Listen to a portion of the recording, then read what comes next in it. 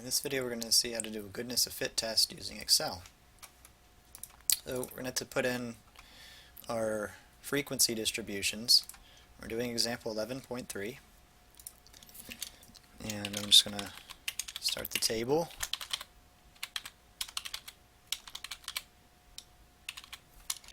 Number of televisions.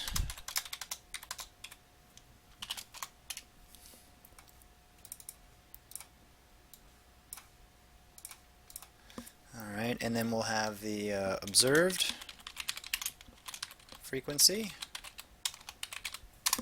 and this is the numbers in the table 11.10, 11.10.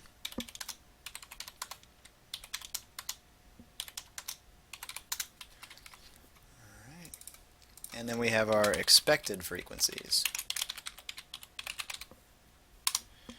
Now these are given as percentages, and you may be given both as percentages. You need to use frequency. So to convert percent to frequency, just multiply the percent as a decimal with the sample size. So for us, since we do 10% is 0.1 times 600 gives us our 60. 16% is 0.16 times 600, 96. And we continue in this manner, taking each percent number as a decimal and multiplying it by 600.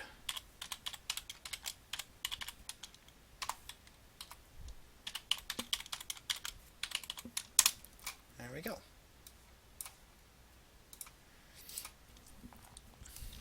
Alright, and then we want observed minus expected squared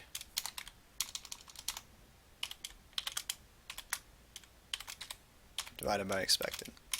So for each one of these we will take the, in parentheses, the observed frequency minus the expected frequency, close parentheses, exponent 2, divide by expected frequency. And we're going to copy that formula down so it'll do it in each row of the table. So drag that down, and then we want to get a total here. So we'll do total. And we can do totals here just to see what happens. Make sure everything works out. This should be 600, right? And then the next one should be 600. Yep. And then this one is our sort of our test statistic, our critical value. And we then just need to find the p-value. Since it's almost always a right-tailed test, it doesn't really have a lot of variation. We'll do a general one. And this uses the chi-square distribution, CHI dist. And you give it this value here, and then your degrees of freedom is 4, because we had 5 categories. Degrees of freedom is 1 less than that. And that gives us our p-value. Yeah, that's it.